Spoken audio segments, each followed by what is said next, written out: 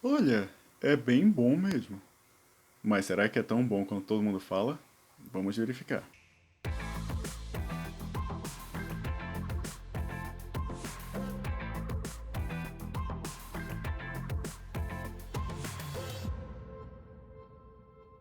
Fala, povo, beleza? Aqui é o Israel Oizu e eu faço parte do Portal Genkidama, um site de notícias e matérias do mundo otaku. Também faço parte da Escola de Mangá de Japan Sunset, que está com aulas online. Tem links aqui com nossos planos, que vocês talvez possam ter aula comigo. Olha só que legal. Então, deem uma olhada aqui se possível.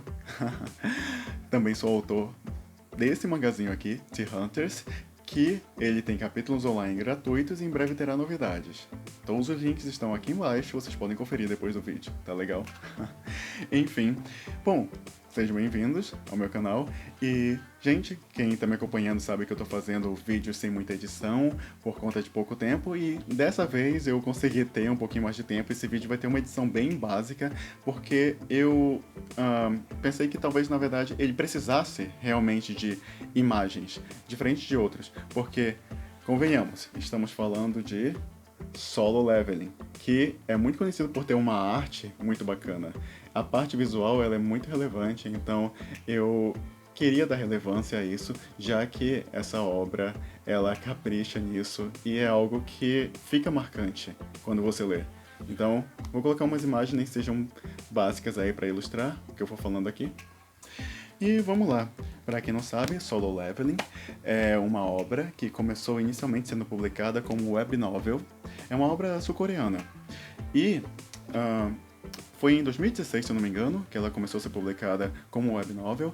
E em 2018 começou a ser adaptado como um webtoon, que é um formato que ficou muito famoso lá na Coreia, de quadrinhos online, principalmente conhecido pelo modo como você lê infinitamente, né? Segurando o celular e só passando os quadros para baixo. E aí você chega até o final do capítulo. É bem interessante. Muita gente diz que é até o futuro assim dos quadrinhos que veio para ficar e não só ficar, mas substituir alguns meios que já estavam consolidados em relação aos quadrinhos, mas não é papo para esse vídeo. Enfim, aí essa web novel ela foi posteriormente adaptada para um volume encadernado, que é esse aqui que eu estou em mãos, que a editora New Pop trouxe para o Brasil. E primeiramente, parabéns à editora New Pop pelo esforço em trazer coisas diferentes pra cá, formatos diferentes. E isso aqui é algo muito, muito bom mesmo. Eu pessoalmente gosto muito desse formato de webtoons porque, em geral, eles são muito inclusivos. Dá pra qualquer um entrar em algum site de webtoon e publicar a sua própria obra e, quem sabe, ficar famoso. E agora, inclusive, estão tendo adaptações em anime, em animações, né? Para essas obras. Temos o exemplo de Tower of God ou God of High School, lá da Crunchyroll. E o resultado tá bem interessante. Então, sério, tudo isso que está acontecendo é muito, muito bom.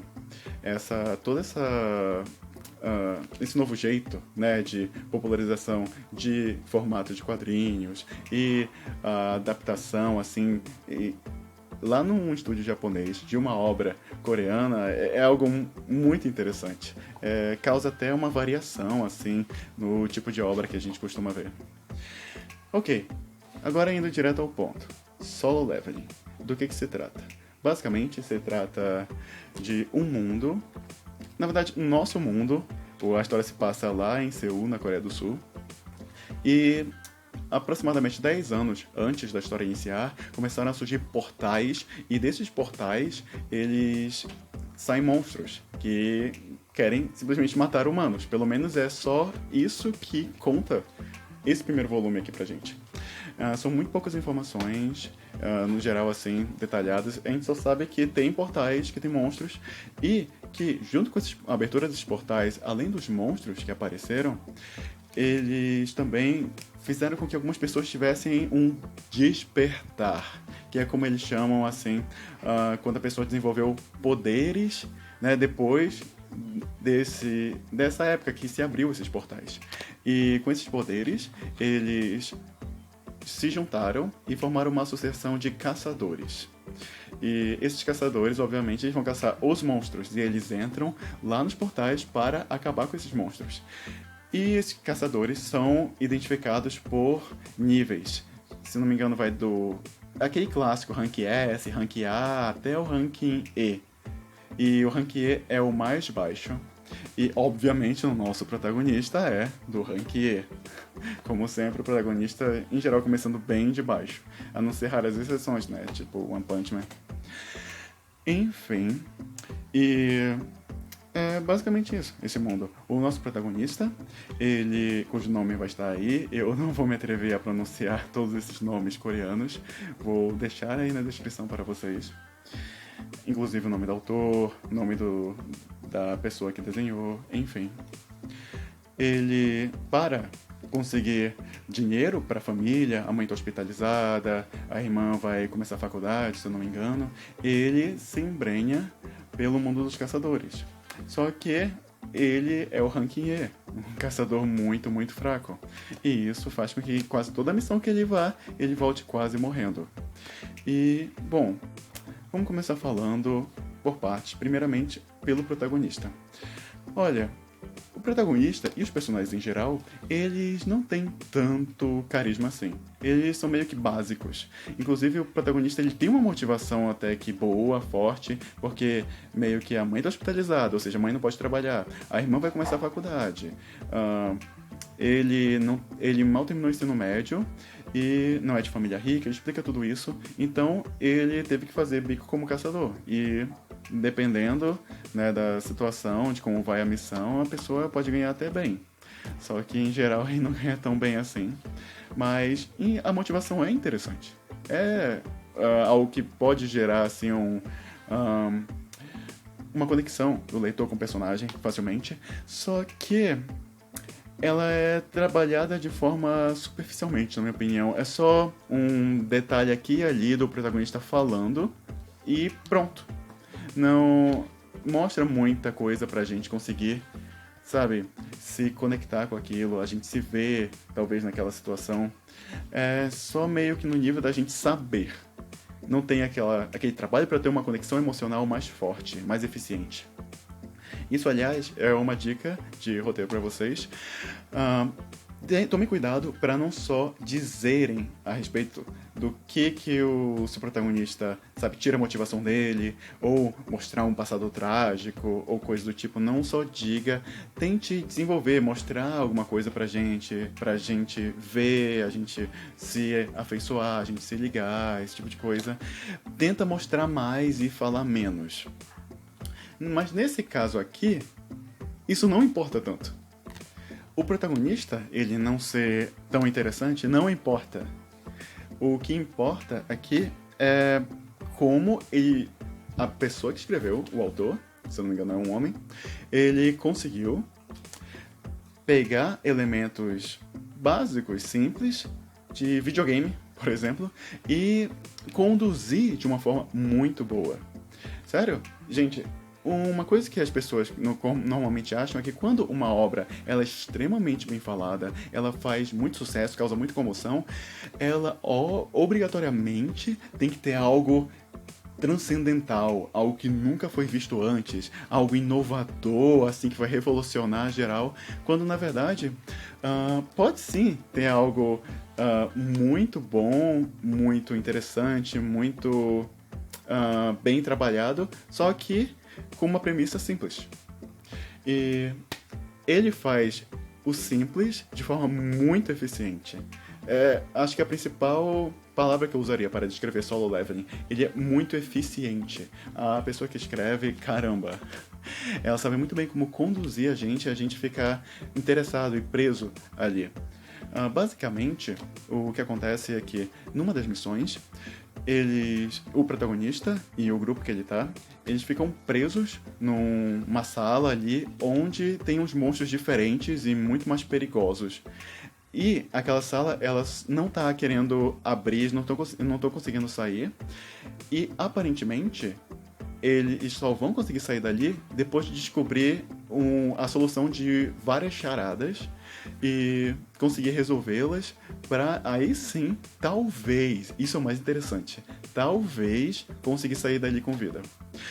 O bacana de Solo Leveling é que ele pega essa premissa aí e consegue investir a gente na cabeça dos personagens. Tipo, apresenta o problema e a gente, junto com os personagens, fica pensando, como será que dá pra escapar dali? A gente tem as mesmas pistas que eles, né, quando eles chegam, e aí a gente fica tentando fazer a conexão, fica tentando pensar assim no que poderia ser feito. Isso já coloca o leitor ali dentro da situação. Isso aí é uma dica pra vocês, hein? Colocar o personagem numa situação difícil já faz o espectador, o leitor, ele se colocar ali pensando em como eles poderiam escapar. Que nem, por exemplo, num filme de terror. Mas geralmente é negativo no filme de terror, porque a gente geralmente fica com raiva dos personagens porque eles fazem coisas muito idiotas, que acaba resultando na morte deles. Então, ali mesmo a gente fica com raiva porque a gente se coloca no lugar daqueles personagens, só que nós faríamos diferente, geralmente. Nós pensaríamos em sair da casa abandonada, em ter certeza que o assassino morreu, esse tipo de coisa, e não fazer várias coisas que possam arriscar mais a vida, que nem os personagens em geral de filmes de terror, principalmente filmes de terror slasher, né, desse subgênero.